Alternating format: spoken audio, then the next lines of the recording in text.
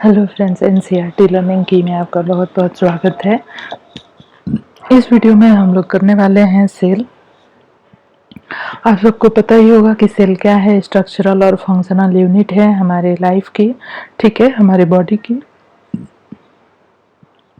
तो इस धरती पे जितने भी ऑर्गेनिज्म हैं, चाहे वो प्लांट हो चाहे वो एनिमल्स हो, सारे के सारे जो है सेल से मिल के बने होते हैं।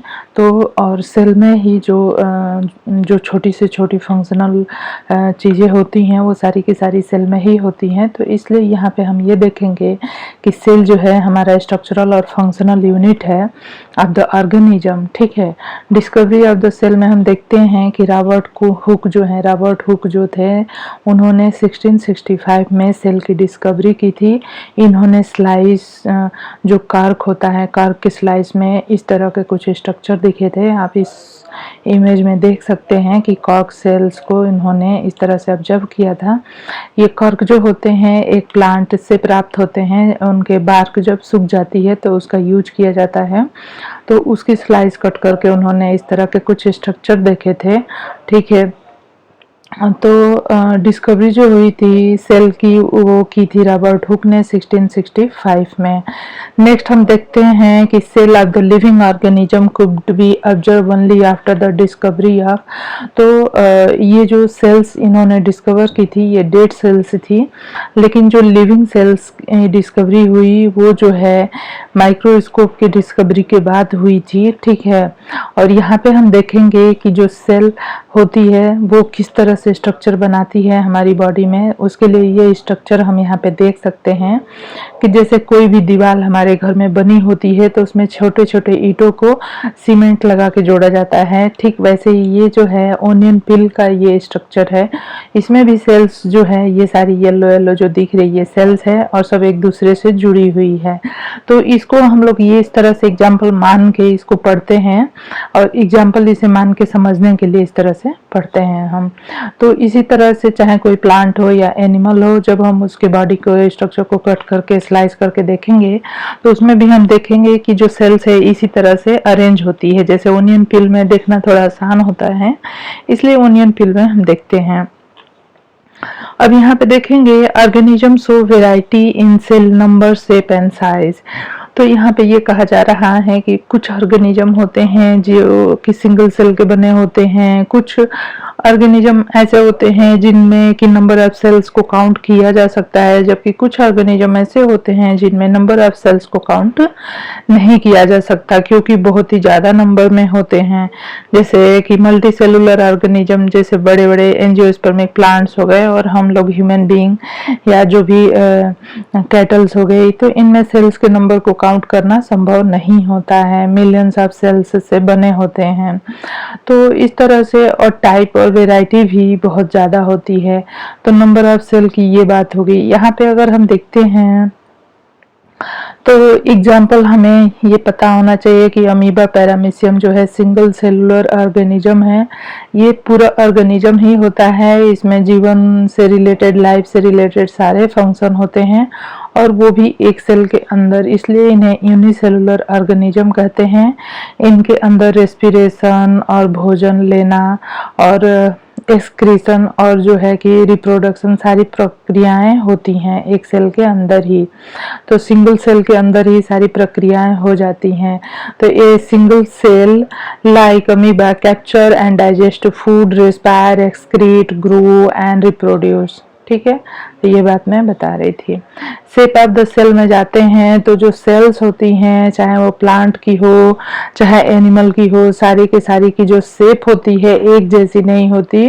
मीन्स कि सेल की जो शेप होते हैं वैरायटी ऑफ शेप होते हैं। जैसे यहाँ पे कुछ एग्जाम्पल हमें याद करने के लिए या समझने के लिए दिया गया है कि स्फेरिकल रेड ब्लड सेल्स जो होती है, जो रेड ब्लड सेल्स होती है यहाँ पे ये राउंड होती है। जो नर्व सेल होती है यहाँ पे आप देख सकते हैं, और जो स्पिंडल शेप्ड मसल सेल्स होती है ये भी देख सकते हैं, ठीक है। नेक्स्ट है हमारा साइज ऑफ द सेल। तो सेल के साइज भी बहुत ही ज़्यादा वेरी करती है। कुछ तो सेल्स जो हैं बिल्कुल माइक्रोस्कोपिक होते हैं जिन्हें हम देख नहीं सकते नेकेड आई से, और कुछ जो है कि थोड़े बड़े होते हैं। उसके बाद है size of the cell has no relation with the size of the body of the animal और द प्लांट। ऐसा नहीं है कि अगर कोई बड़ा ऑर्गेनिज्म है तो उसके अंदर जो सेल्स होगी वो बहुत बड़ी बड़ी होगी, ऐसा कोई रिलेशन नहीं होता है। सेल स्ट्रक्चर एंड फंक्शन में जब हम जाते हैं तो सेल जो है मिल के different type of the tissue बनाती है, टिश्यू जो से मिल के आर्गन बनते हैं और आर्गन से आर्गन सिस्टम बनते हैं। नेक्स्ट हमें जो पढ़ना है पार्ट ऑफ द सेल में वो है सेल मेम्ब्रेन। ठीक है, सेल मेम्ब्रेन है तो basic component of the cell are cell membrane. कोई भी सेल जो होती है उसमें कौन कौन से पार्ट होते हैं, इमेज से देख के इसको समझना बहुत आसान होता है। चलिए मैं आपको इमेज दिखा देती हूँ। से यहाँ पे इमेज नहीं दिया है, ठीक है। तो यहाँ पे हम आपको बता देते हैं कि जो सेल होती है राउंडेड स्ट्रक्चर, उसके पेरिफेरी पे उसकी जो लाइनिंग होती है वो सेल मेम्ब्रेन होती है, ठीक है। और अंदर उसके साइटोप्लाज्म और न्यूक्लियस होता है। The cytoplasm and the nucleus enclose within the cell membrane. जो साइटोप्लाज्म होता है, ठीक है, साइटोप्लाज्म होता है और न्यूक्लियस होता है enclose within the cell membrane, also called the plasma membrane. The membrane separated cell from the one another also from the cell, ठीक है। उसके बाद यहाँ पे हम देखेंगे कि the boundary of the onion cell is the cell membrane. यहाँ पे आपको थोड़े से में समझा दिया गया है कि कोई भी जो सेल होती है उसके अंदर एक न्यूक्लियस होता है और साइटोप्लाज्म होता है और सेल मेम्ब्रेन होती है।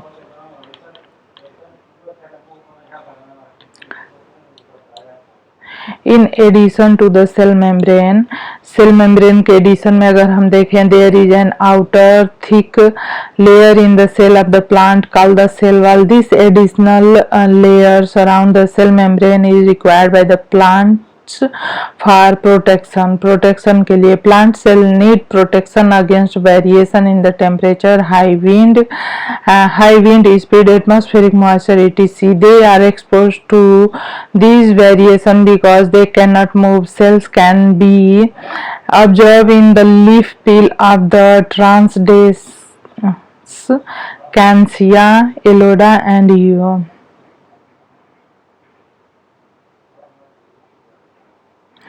नेक्स्ट जो है हमें पढ़ना है वो है कि जो सेल होती है, सेल के अंदर न्यूक्लियस होता है, साइटोप्लाज्म होता है।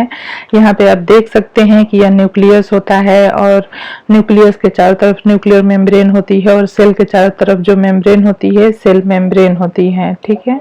यह सेल मेम्ब्रेन होती है, इसके अंदर साइटोप्लाज्म होता है, ठीक है, और यह जो है कि न्यूक्लियस होता है। तो यहाँ पे हम देख लेंगे साइटोप्लाज्म के बारे में कि क्या होता है।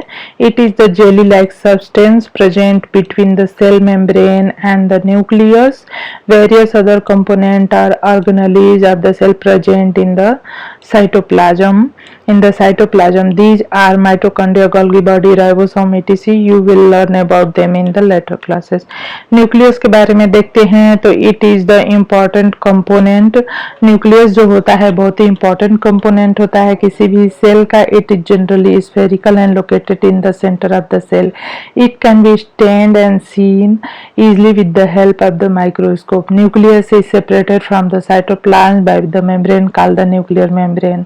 This membrane is also porous and allow the movement of material between the cytoplasm and inside of the nucleus. With a microscope of higher magnification, we can see a small spherical bodies in the nucleus. It is called the nucleolus. ठीक है, nucleus के अंदर nucleolus भी होता है, एक छोटा सा स्फेरिकल स्ट्रक्चर होता है। न्यूक्लियस के अंदर जो थ्रेड लाइक स्ट्रक्चर होते हैं उन्हें क्रोमोसोम कहते हैं। इन क्रोमोसोम पे छोटे छोटे डॉट लाइक स्ट्रक्चर होते हैं, इन्हें हम लोग जीन कहते हैं। जीन जो होते हैं, जीन क्या होता है, gene is the unit of inheritance. Gene जो होता है यूनिट होता है इनहेरिटेंस का in living organism. It control the transfer of a hereditary character from the parent to offspring. This means that your parent pass some of their character on to you. ठीक है। Gene जो होते हैं वो हमारे characters को carry करते हैं और पेरेंट्स से बच्चों में जाते हैं। न्यूक्लियस जो होता है, in addition to its role in the inheritance, act as control centre of the activity of the cell. The entire content of living cell is known as the protoplasm, it nucleus and cytoplasm and the protoplasm is also called the living substance of the cell। यहाँ पे देखेंगे कि जो nucleus होता है, the bacterial cell is not well organised like the cell of the multicellular organism. There is no nuclear membrane, the cells having nuclear membrane, the cells having nuclear material without nuclear membrane are termed prokaryotic cell। The organism which with these kind of the cells are called prokaryotes। Example are bacteria and the blue-green algae। The cells like onion cells and chick cells having well-organized nucleus with a nuclear membrane are designated as the eukaryotic cells, or organism other than bacteria and blue-green algae are called the eukaryotes। Next यहाँ पे हम देखेंगे कि जो plant cell होते हैं, जैसे onion cell को जब हम माइक्रोस्कोप के अंदर देखते हैं तो हमें क्या दिखता है, उसके अंदर हमें एक वैक्यूल दिखता है, एक राउंडेड बड़ा सा स्ट्रक्चर होता है, और यह जो है वैक्यूल एक हो सकता है या एक से ज़्यादा भी हो सकता है। You might have notice several small coloured bodies in the cytoplasm of the cell.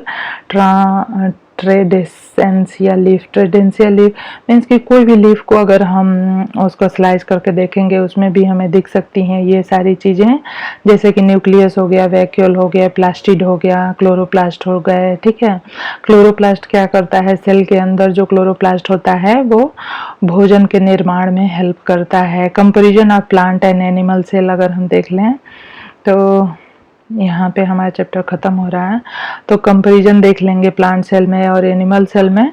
तो देख लीजिए, बहुत ही आसान है। जैसे कि सेल मेम्ब्रेन जो होता है प्लांट सेल एनिमल सेल दोनों में प्रेजेंट होता है। सेल वॉल प्लांट सेल में प्रेजेंट होता है, एनिमल सेल में एब्सेंट होता है।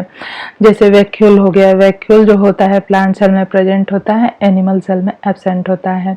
न्यूक्लियस जो होता है एक साइड में होता है प्लांट सेल में, और एनिमल सेल में न्यूक्लियस सेंटर में होता है। यह येलो वाली जो सेल दिखाई गई है यह एनिमल सेल है, और यह जो है कि प्लांट सेल है। बाकी यह जो है साइटोप्लाज्म हो गया। ठीक है, तो ये सारी चीज़ें हो गई। तो हम लोगों ने अभी क्लास 8 का जो साइंस की बुक है उसमें सेल जो यह चैप्टर है इसको हम लोगों ने किया। आपको वीडियो कैसा लगा जरूर से बताइए। आप मेरे चैनल को सब्सक्राइब कर लीजिए, बेल आइकन को प्रेस करना बिल्कुल नहीं भूलिए, जिससे मैं जो भी वीडियो डालूँ आपको मिलती रहे। ठीक है, तो जूनियर एडिट के लिए मैं ये करा रही हूँ। मैं जो है कि क्लास 8 का पूरा साइंस में करा दूंगी, और ये जो पूरा सिलेबस में है वो क्लास 8 का साइंस है। यूपी बोर्ड चाहे एनसीईआरटी बोर्ड दोनों सेम ही है, तो जूनियर एडिट के लिए ही है और उसके सिलेबस में ये है। ठीक है, धन्यवाद।